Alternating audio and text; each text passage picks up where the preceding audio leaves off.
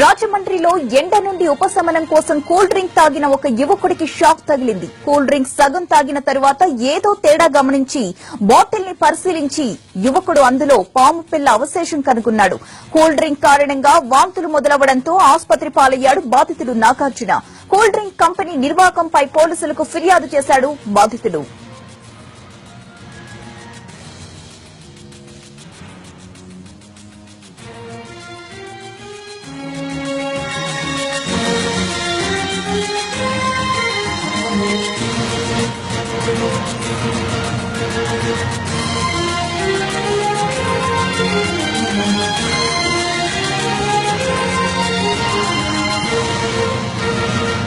ఈ ఘటనకు సంబంధించిన పూర్తి సమాచారం అందించడానికి మా ప్రతినిధి శ్రీనివాస్ రాజమండ్రి నుంచి సిద్దంగా ఉన్నారు. శ్రీనివాస్, చెప్పండి. విజువల్ లో చూసినట్లయితే పెద్దగానే ఉంది పాము పిల్ల, అది బాటిల్లో ఎలా వచ్చింది, ఏం చెప్తున్నారు దానికి సంబంధించి షాప్ వాళ్ళు? అలాగే అతను ఫిర్యాదు కూడా చేసినట్లు తెలుస్తోంది. పోలీసులు దీనిపై దర్యాప్తు చేపట్టారా?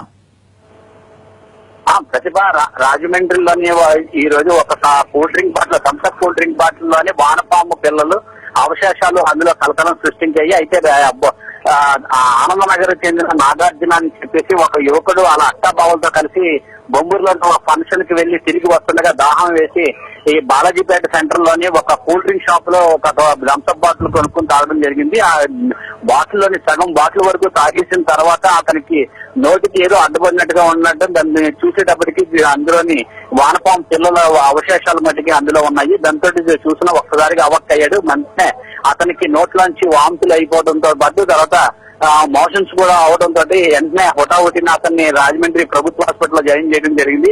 అపస్మారక స్థితిలోకి వెళ్లిన అతన్ని తర్వాత హాస్పిటల్ వైద్యులు అత్యవసర వైద్యాలు అందించడంతో అతడు కోలుకోవడం జరిగింది. అతడు ఇచ్చిన ఫిర్యాదు మేరకు రాజమండ్రిలోని బొంబూరు పోలీసులు కేసు నమోదు చేసి దర్యాప్తు చేయడం జరుగుతుంది.